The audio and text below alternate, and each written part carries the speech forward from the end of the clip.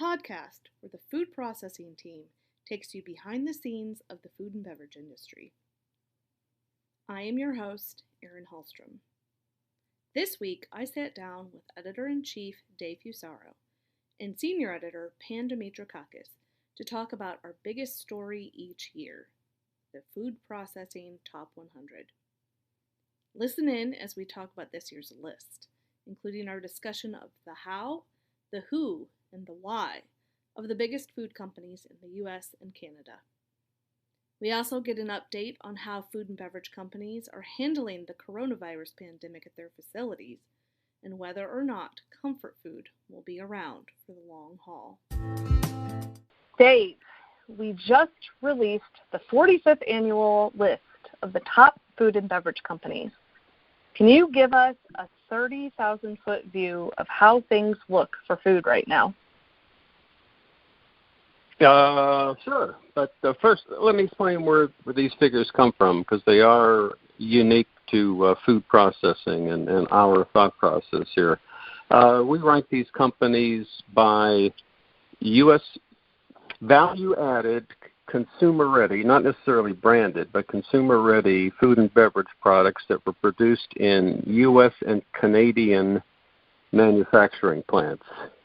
There's a lot of qualifiers, I realize, but we're trying to rank these companies as North American food manufacturers, not necessarily marketers. So Pepsi, even though they're the first one on the list and they have $67 billion worth of sales as a total company, only about a little more than half, 41 billion, are made in U.S. and Canadian manufacturing plants. They're still number one on the list, but we don't give them credit for the entire $67 billion. Cargill, if we listed companies by their total sales, Cargill, which has ocean-going vessels and iron ore mines and train cars all over the world, they would be number one at $113 billion. But we think of Cargill only as the meat company. So instead of being number one, they're number 13 with sales of just an estimated $8.9 billion. ADM isn't on the list at all. And, because they're an agricultural company. Nothing they do is in consumer-ready form. Monster Beverage and Kind Snacks aren't on the list because they don't manufacture a single product of their own. Everything they do is done by contract manufacturers. And while it's a great list, a scorecard of 100 teams, if you will, collectively it does give a picture of the financial health of the food and beverage industry. And that checkup right now looks pretty good for Big Food, because 45 of these 100 companies saw sales increases in whatever fiscal year just ended for them, and only 13 reported decreases. Now, the rest were all within plus or minus 5%. So, finally getting to answer your question, they had a pretty respectable 2019, which is where most of these figures come from. And most are having a phenomenal first half of 2020 because of the pandemic. Was there anything unusual about this year's list? Anything that jumped out at you or surprised you? Now, nothing terribly unusual, but there were some nice surprises in it. In terms of sales, General Mills, which has been struggling in the last couple of years, they were up nearly $1 billion in sales in their fiscal 2020. They actually had a fiscal year that ended May 31st, and we were able to get that figure in. But two caveats to that. They bought $1 billion in sales when they bought Blue Buffalo in 2018. And, the figure we used was a fiscal 2020 figure, so that includes the first 5 months of this year, which were very good months for most of the big food companies.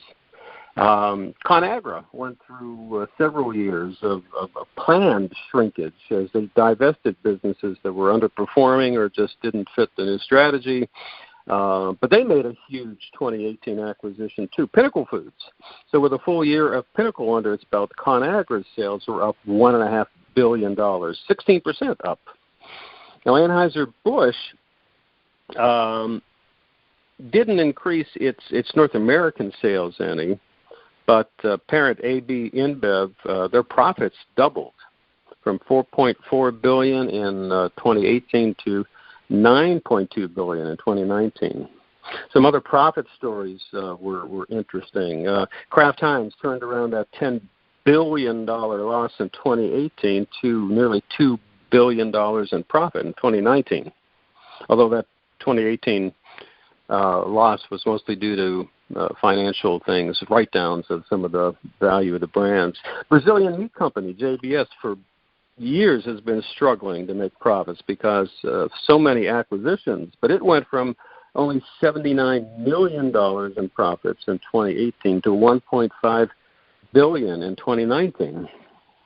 That's a pretty nice turnaround for them. But on the other hand, though, Constellation Brands, which has just been awash in profits in recent years, they decided to invest all those profits in a Canadian cannabis company, Canopy Growth, which for 2019 dragged down its profitability. So instead of $3 billion in profits Constellation Brands had in 2018, they had just $21 million in 2019.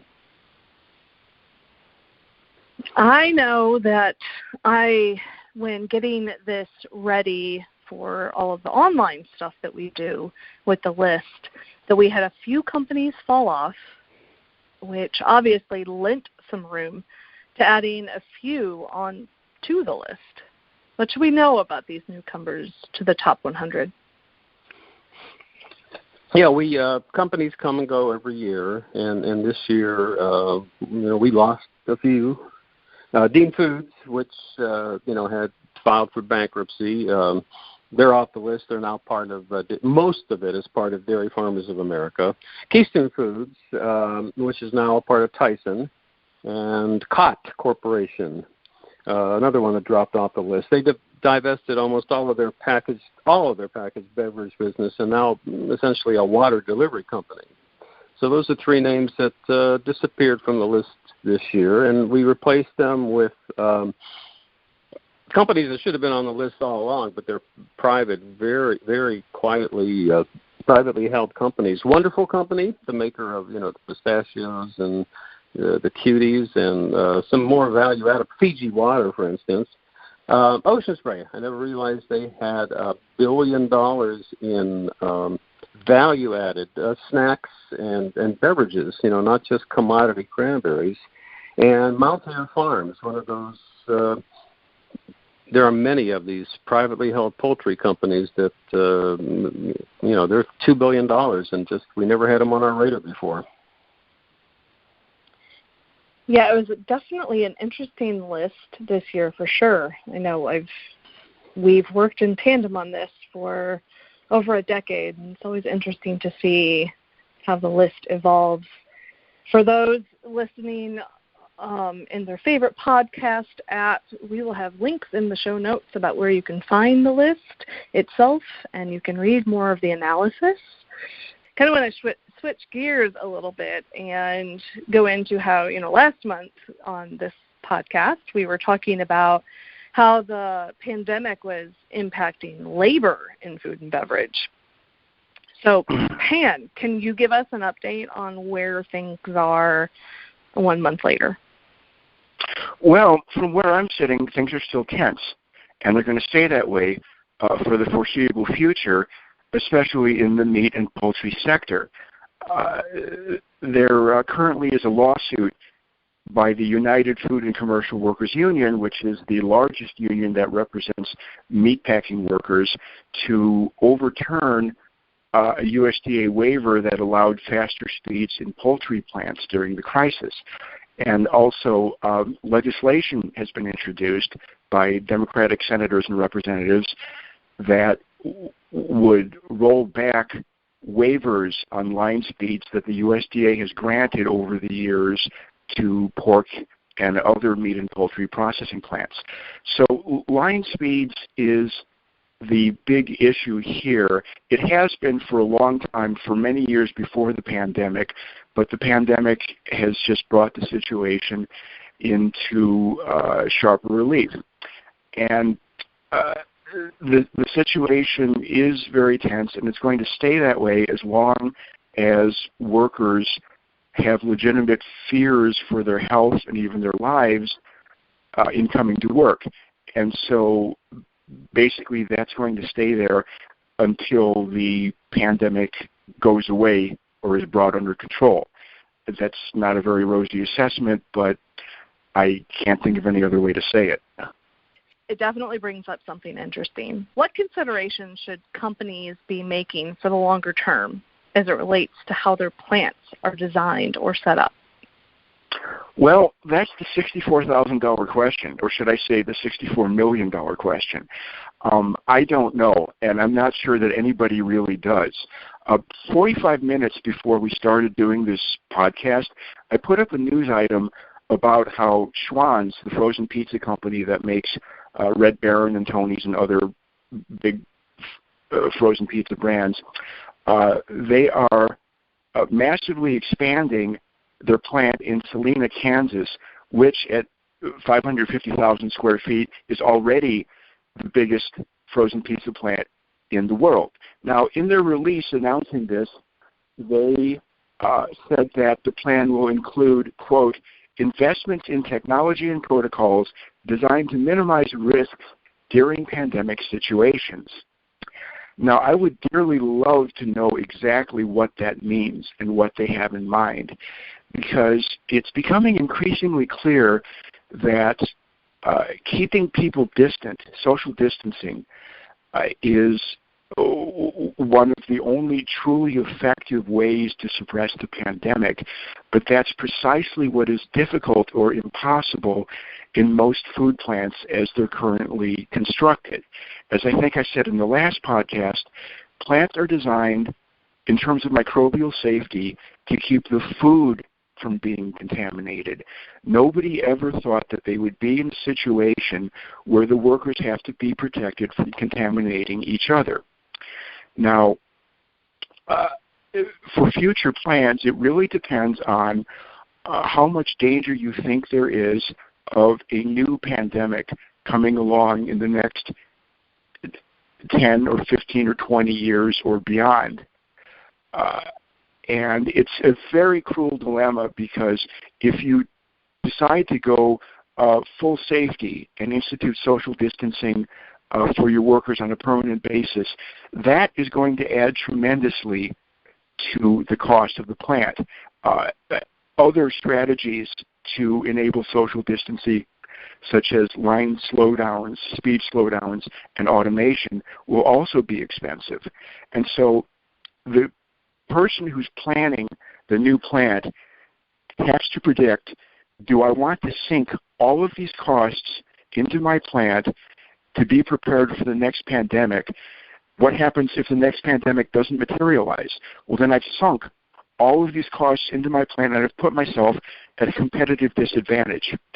So all I can say is I am very glad that I am not in charge of designing a new meat plant or other kind of food plant right now. It'll be interesting to watch, for sure.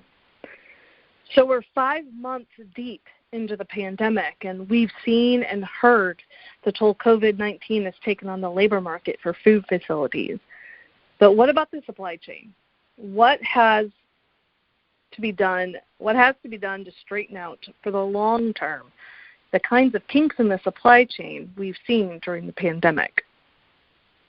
Well, the biggest problem that we've seen so far is that the supply chain has proved inelastic. There are too many choke points, and it's been too hard in many cases to make the pivot between food service and retail. When I say too many choke points, what I mean is that production, especially in the meat sector, has become centralized to the point where if you take even a handful of plants offline, that will have profound effects on the meat supply. You look at other countries like Mexico, where production is much more decentralized, and they didn't experience the kinds of interruptions that the United States did. Now, meat production got centralized the way it did for a reason, because it's efficient and it gives consumers what they want, which is cheap product. And I don't really think that as a matter of public policy, the United States or any state government can mandate decentralization in the meat industry. That's just not how we roll. We don't tell private industry what to do. So the only thing I can think of is that if the current setup that has proved inadequate or problematic to meet the demands of the pandemic should go on causing problems, then there's just going to have to be a market-based remedy. The industry is going to have to evolve to such a point where the choke points don't exist or don't exist to the extent that they do. And as for the pivot between food service and retail, we saw that especially badly in the dairy sector, because a lot of dairy processing was set up specifically for food service, especially the half pints of milk that kids drink in their lunches and food service cheese. A lot of the American milk supply gets consumed in cheese for pizza, cheeseburgers, whatever a restaurant wants to put cheese on. When that got interrupted, the processing plants had a hard time making the shift to retail where the demand existed.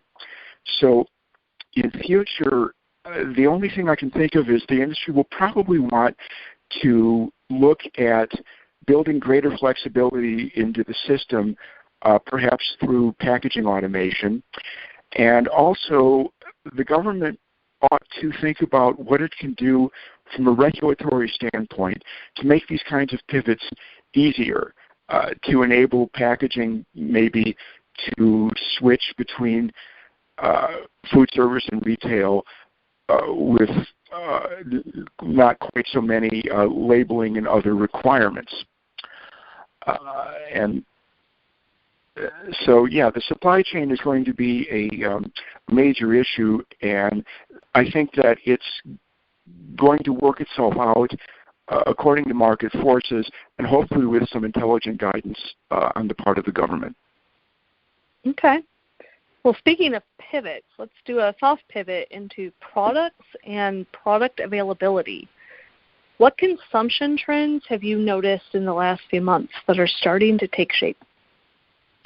Well, the most overwhelming one, I think, in terms of its impact on the industry, is that more people are cooking their own food and eating it at home.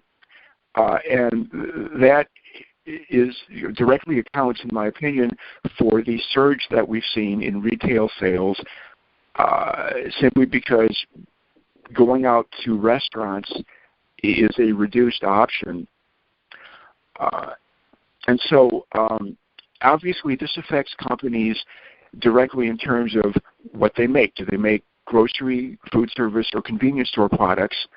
The more grocery and the less food service and convenience store products there are, the better. And that has almost a direct correlation in the quarterly reports that are starting to come in.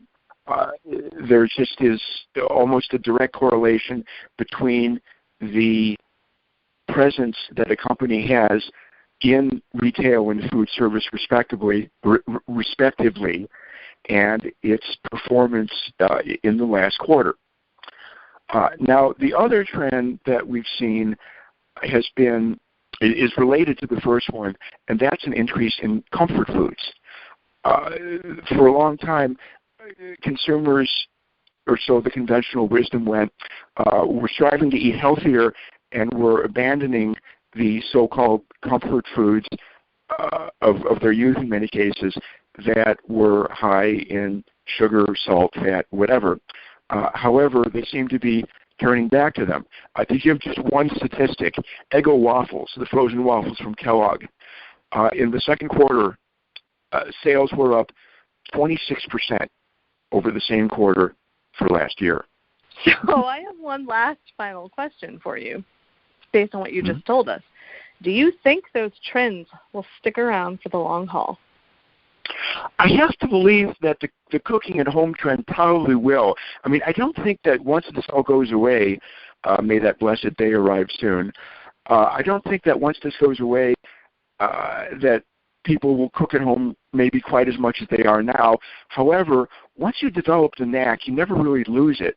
And people are going to see that being able to expand their repertoire of at-home meals gives them the versatility they need to feed their family better, and especially to save money. Now, that's why I think this trend is really going to last, because for a long time we're going to be seeing a lot of economic fallout. There is and there will be a lot of economic insecurity. People will be looking to cut spending wherever they can, and cooking at home is a great way to do that. Now, as for comfort foods, that one I'm not sure about, simply because people still have scales in their homes.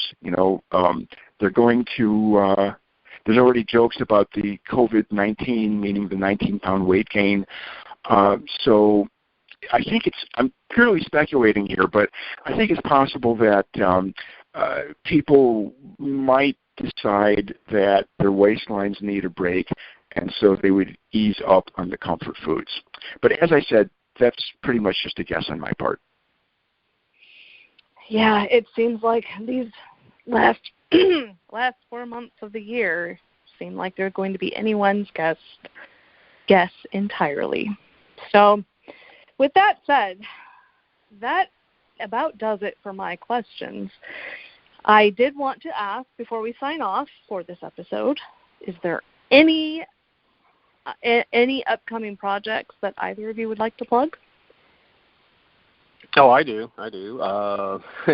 Since most of this discussion was about our top 100 list, the list, in print is just the tip of a very big iceberg. If you go online to www.foodprocessing.com/top100.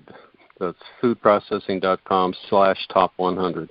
And you'll see the table with 100 names and several hundred numbers, but all the vertical columns are sortable, so you can click company name and sort the list, make it alphabetic, or sort it by net income.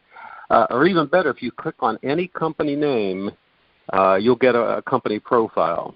And that includes headquarters address, top executives, subsidiaries, food categories, even brands. That does it for this week's episode. Join us next time, where I'll be talking to our second R&D team of the year for 2020, Good Foods. Be sure you head to our website to check out the top 100 for 2020. And also make sure you check out the voting for a Green Plant of the Year by visiting www.foodprocessing.com/greenplantvoting. Those are dashes in between green, plant, and voting. We've got 4 contenders this year: Chobani, OSI Group, Danone North America, and Bimbo Bakeries USA. Thanks for listening, and be sure you're subscribed to our podcast on your favorite podcast app. Catch you around later.